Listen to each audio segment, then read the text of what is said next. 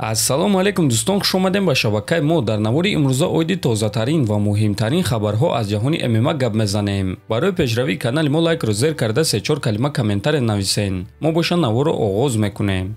дӯстон, акнун шумо метавонед аз ширкати шифофармо ҳама намуд доруҳои гиёҳиро бо нархи арзон ва сифати олӣ дастрас кунед. доруҳо барои хароб ва фарбешавӣ, дарди дил, дарди меъда, пастаҳо барои хунукзадагӣ, барои қавӣ кардани мардонагӣ, барои шахсоне ки фарзанд ёфта наметавонанд, равғани усма, хилба, равғани сиёҳдона барои ҳамаи дардҳо, шампунҳои гиёҳӣ. худи ҳозир ба номерҳои дар рӯи экран буда занг зада доруҳои даркории худро бо нархи арзон дастрас кунед ва ҳатман аз номи канали Паҳлавон гап занед. ҳамин гуна шумо ҳам доруҳои даркории худро дастрас мекунед ва ҳам канали моро дастгирӣ мекунед. ҷангвари машҳури амрикоӣ Колби Ковингтон гуфт ки Ҳамза Чимаев аз муҳориба зидди ӯ отказ кард. ба ман муҳориба зидди Ҳамза Чимаев пешниҳод карданд ва ман тайёр будам ки ҳамаи хайпи ӯро ман кунам. ӯ варзигари касбӣ нест, балки ба монанди кӯдакони беақл аст. Чимаев аз дивизиони мо гурехт, чунки аз муҳориба зидди ман тарсид. ӯ дар шабакаҳои иҷтимоӣ бисёр гап мезанад, аммо дар актагон гап зада наметавонад. Ҳамза дар шартномаҳои муҳориба зидди ман имзо нагузошт, гуфтааст Ковингтон. хотиррасон мекунем ки Ҳамза Чимаев муҳорибаи навбатии худро дар вазни миёна мегузаронад ва рақиби ӯ топоби ҷангвари вазни миёна Пауло Коста мешавад, ки муҳорибаи онҳо рӯзи 21 октябр дар Абу-Даби дар турнири UFC 294 ба нақша гирифта шудааст. ана оиди худи Колби Ковингтон боша, пас ӯ хабар дод ки муҳорибаи навбатии худро барои камадбанди вазни ним миёна зидди чемпион Леон Эдвардс бояд ки рӯзи 12 ноябр дар турнири UFC 295 гузаронад. ана Ҳамза Чимаев боша, пас ӯ нақшаҳои калон дорад ва дар 3 вазни UFC чемпион шудан мехоҳад. оиди ин чиз худи Ҳамза Чимаев шаби гузашта хабар дод ва ҳамчунин Чимаев эълон карда гуфт ки Пауло Костаро гирён мекунад.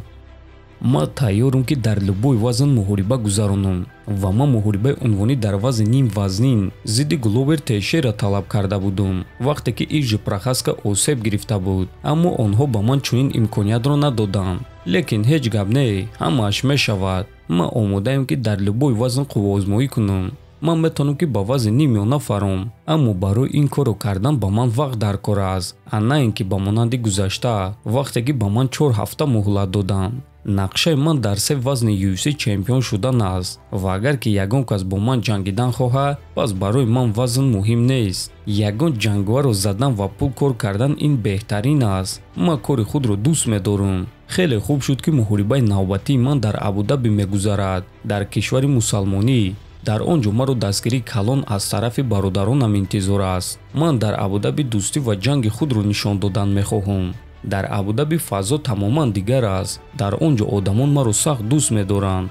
Пауло Коста ҷангвари оддист, танҳо бисёр гап мезанад. рақиби охирони ман низ бисёр лақиданро дӯст медошт, аммо дар актагон ман сари ӯро аз танаш ҷудо кардам. ман Костаро маҷбур мекунам ки гирья кунад. ман любой ҷангварро шикаст дода метавонам, гуфтааст Чимаев. ва дӯстон, дар ҳақиқат аллакай чанд муддат мешавад ки байни Ҳамза Чимаев ва Пауло Коста бадбинӣ хеле сахт аст, ки ҳатто ҳозир дар вақти омода кардани ин навор онҳо дар Твиттер якдигарро масхара карда истоданд. ва ман фикр мекунам ки муҳорибаи онҳо муҳорибаи хеле шавқовар мешавад, агар ки ягон кори ногаҳонӣ рух надиҳад. ба фикри шумо дӯстон, ки дар ин муҳориба ғолиб шуда метавонад, метавонем фикротонро нависед. мо боша мегузарем ба дигар хабар. менеҷери Конор Макгрегор Оди Атар гуфт ки Макгрегор кай ба актагон бармегардад ва зидди ки муҳорибаи навбатии худро мегузаронад.